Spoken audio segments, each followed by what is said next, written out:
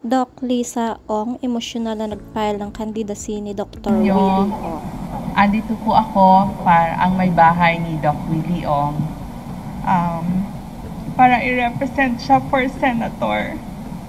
Guys, hello guys, it's me again, Rampadorang Inday Vlog. Rampadorang Inday Vlog, ayan. Hello guys, it's me again, Rampadorang Inday Vlog. Hello guys, latest update tayo dito kay Doc Willie Ong, na kung saan ito nga si Doc Lisa Ong ay emosyonal na nag-file ng candidacy ng kanyang asawa. Naging emosyonal nga ito habang inihahain ang COC ng kanyang asawang si Doc Willie Ong para sa pagka-senador. Hindi nga guys napigilan ni Doc Lisa Ong, asawa ni Doc Willie Ong, ang maging emosyonal habang siya ang kumatawan sa kanyang asawa sa paghain ng Certificate of Candidacy or COC para sa pagtakbo bilang senador sa darating na 2025 election. Ang filing ng kandidatura ay kasalukuyang isinasagawa at habang may mga incumbent politician na muling tumatakbo, may mga bagong aspirante rin, kabilang na nga si Doc Willie Ong. Sa kasalukuyan nga guys, si Doc Willie ay nasa Singapore para sa kanyang pagpapagamot laban sa cancer. Siya ay na-diagnose na may sarcoma, isang 16 cm tumor na tumubo sa likod ng kanyang puso, harap ng kanyang gulugod na humaharang sa kanyang esophagus. Ayon kay Doc Willie, naniniwala siya na ang mga negatibong karanasan at batikos mula sa 2022 election kung saan tumakbo siya bilang vice-presidente at nagtapos sa ika-4 na pwesto ay maaaring nakaambag sa kanyang kalagayan. Sa kabila nga ng laban ng kanser, nanatili ang dedikasyon ni Doc Willie na maglingkod sa bayan at isulong at mas maayos na sistema ng serbisyong pangkalusugan sa Pilipinas.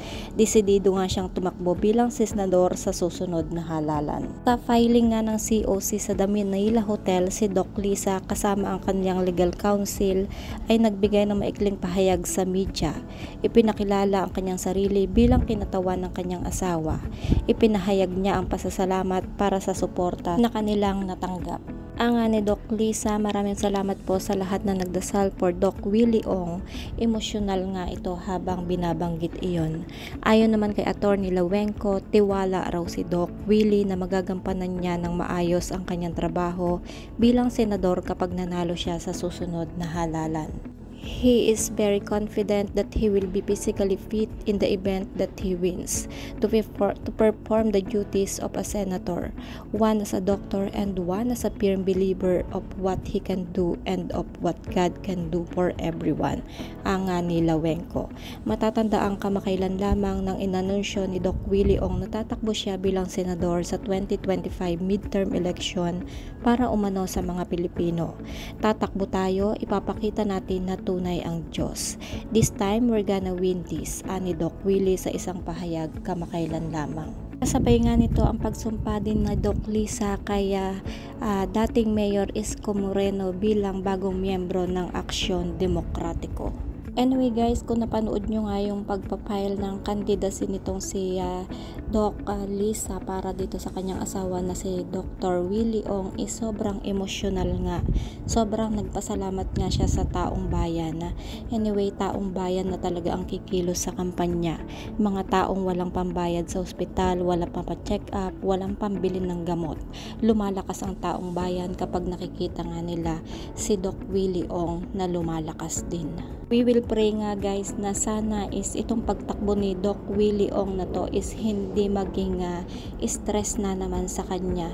Sana nga is manalo siya para ito rin yung maging daan or tulay para sa kanyang paggaling. Ang tanging ambag na lang natin sa kanya is prayer for his fast recovery nga.